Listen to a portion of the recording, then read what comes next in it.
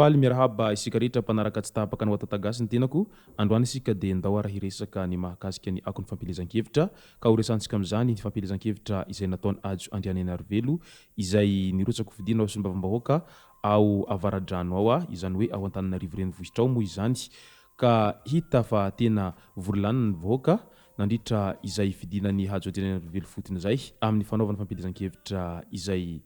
amin'izao fiantombohan'ny fampielezan-kevitra ataon'ireo sombavambahoaka rehetra izao ka io no fitinina amintsika ato anatin'ity vidéo ity ka manasantsika rehetra anaraka an'ity vidéo ity hatramin'ny farany azadino ny manao commentaire ambanin'ity vidéo ity mba ahafahana mandravona ireny hevitra rehetra anaovantsika vidéo manaraka eo tsarovy ny milaiky ny vidéo antsika ary azadino torokizany hatrany miabone amin'ny chaîne antsika mba ahafahanareo manaraka tsy tapaka ny vidéo zay lefa any amin'ny sesy hita WATAWATA GASY toy izao ny fanaovana azy tsy ampendrely isika fa avy hatrany tonga dia vavany ndao ary nisokatra tamin'ny fomba ofisialy tamin'ny 8 Mey lasa teo ny fampielezan-kevitra izay ho an'ireo kandida rehetra sombavambahoaka amin'ity taona 2024 ity hita manangasanga hatrany moa dia samby niezaka nidina ifotony ireo kandida rehetra amin'izay sombavambahoaka izay manerana ny nosy nanomboka ny 8 Mey lasa teo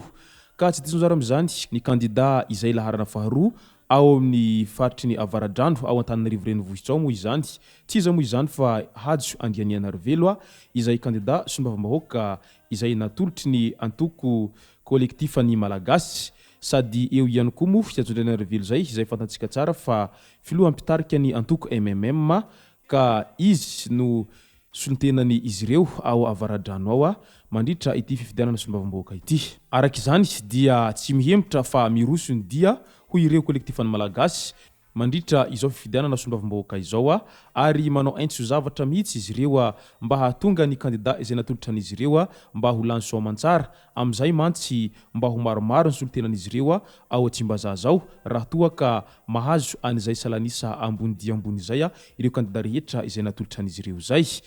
izay moa dia isan'ny tombony iray lehibe ho an'ny ireo antoko politika raha toa ka manana kandida maromaro tafiditra ao anatin'ny sombavambahoaka izay satria izay maro nisa ihany no mandresy rehefa misy ny tsangatanana izay ataon'izy ireo ao Tsimbazaza ao ka izay no mahatonga ireo antoko politika rehetra miezaka manolotra ny kandida izay tena hitan'izy ireo fa atokisan'izy ireo tsara ary ireo no hitan'izy ireo fa tena hahavita izay zavatra iandraindrain'izy ireo izay ary ireo ihany koa no hitan'izy ireo fa hahavita hanatanteraka ny hita-hitan'ny malagasy amin'ireo faritra rehetra izay nanoloran'izy ireo ny solotenan'izy ireo izay ka izany no nahatonga ny kolektifany malagasy nolotra ny Hajo Andrianianarivelo ao avaradrano ao mba izy no solotenan'izy ireo hitondra hita-hitany voakany avaradrano iray manontolo amin'ity 5 taona manaraka ity raha toa ka lany soamantsara i Hajo Andrianianarivelo amin'ity firotsahako vidiny sombavambahoaka amin'ity indray mitoraka ity ka izay no mahatonga ireo voakany avaradrano amin'izao fotoana izao tena hita taratra fa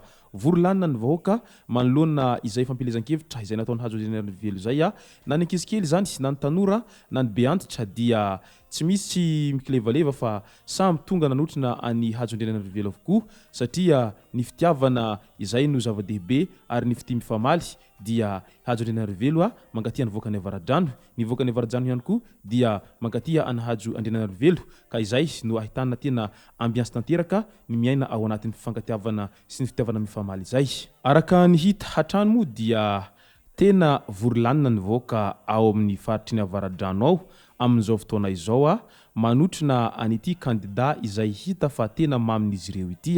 raha ho an'ny voakany avaradrano iray manontolo moa izany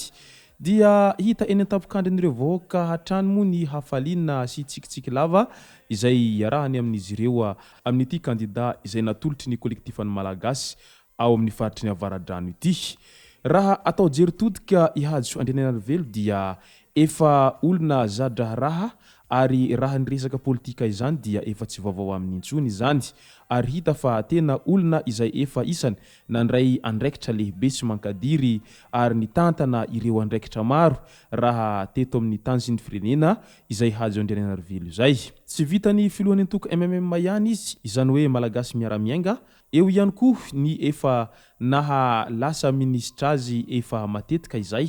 izy no lasa ministra ary ny hitantsika farany teo moa Hajo Andrianianarivelo dia isan'ny ministry ny asa vaventy izay tamin'ny 5 taona lasa moa izay tena hita fa nanao aintso zavatra ihany koa i Hajo nandritra ny izay naha ministra azy izay teo amin'ny fanarenana ireo fotodrafitrasa izay hita fa mihasimba, eo ihany koa ireo fotodrafitrasa izay hita fa mihatranaina. Ka izay no mahatonga ny Hajo Andrianianarivelo efa olona zadraraha izay antsoina hoe l'homme de la situation na koa l'homme du terrain, raha izany Hajo Andrianianarivelo izany eo amin'ny resaka politika. Ary efa hitantsika ihany koa fa i Hajo Andrianianarivelo dia efa nisy fotoana nirotsaka ho fidiana ho filoham-pirenena mihitsy tamin'izany fotoana izany. Ka noho ny fitiavany azay politika izay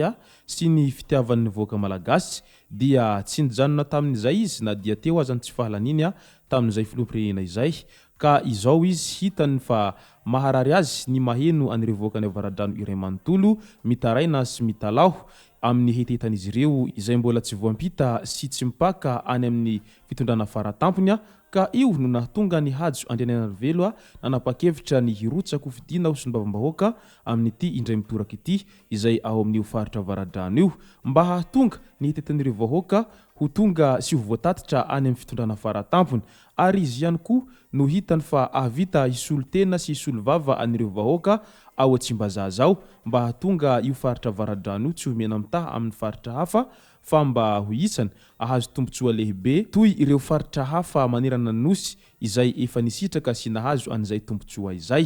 Ka i Hajo no vahaolana ao amin'ny faritra avaradrano io amin'izao fotoana izao araky ny nambarana hatrany, ka tokony hifidy azy ireo voaka ny avaradrano iray manontolo raha toa ka mangetaheta fatratra an'izay fampandrosoana sy fandrosoana izay ka i Hajo ihany no vahaolan'izy ireo mba hahatonga io faritra io tsy ho latsa-danja sy mba hitovy tantana amin'ny faritra rehetra manerana ny nosy. Ka izay no nahatonga i Hajo nirotsaka ho fidiana ao amin'ny faritra io amin'izao fotoana izao. Izay ihany koa no nahatonga anireo kolektifan'ny malagasy nanapa-kevitra fa hanolotra any Hajo Andrianianarivelo izay hisolo tena azy ireo ao amin'ny faritra ny avaradrano io, satria io moa zany tsy misy olona hanolotolotra olona fahatany fa matoa izy ireo no nikondoha elaela vao nanolotra ny solotenan'izy ireo ao amin'ny faritra ny avaradrano io dia efa ao izay ny kajikajy sy efa ao ihany koa ny tombatombana izay nataon'izy ireo amin'ny lesoka rehetra izay tokony harenina ao amin'ny faritra ny avaradrano io. Ka tapa-kevitra ireo kolektifan'ny malagasy fa i Hajo Andrianianarivelo no hisolo tena azy ireo ao amin'ny faritra ny avaradrano io mba hahatonga azy ireo tsy ho afa-baraka ary mba hahatonga ihany koa ireo voaka ny avaradrano tsy ho diso fanantenana manoloana izay olona hisolo vava azy ireo izay. Raha atao bango tokana izany dia tena mirefitra tokoa ny fampilezan-kevitra izay ataony kandida solombavam-bahoaka Hajo Andrianianarivelo amin'izao fotoana izao, satria hita sy tsapa fa tena vonona tanteraka izany kandida Hajo Andrianianarivelo izany ao amin'ny faritra ny avaradrano ao amin'izao ankatoky ny fampilezan-kevitra izao.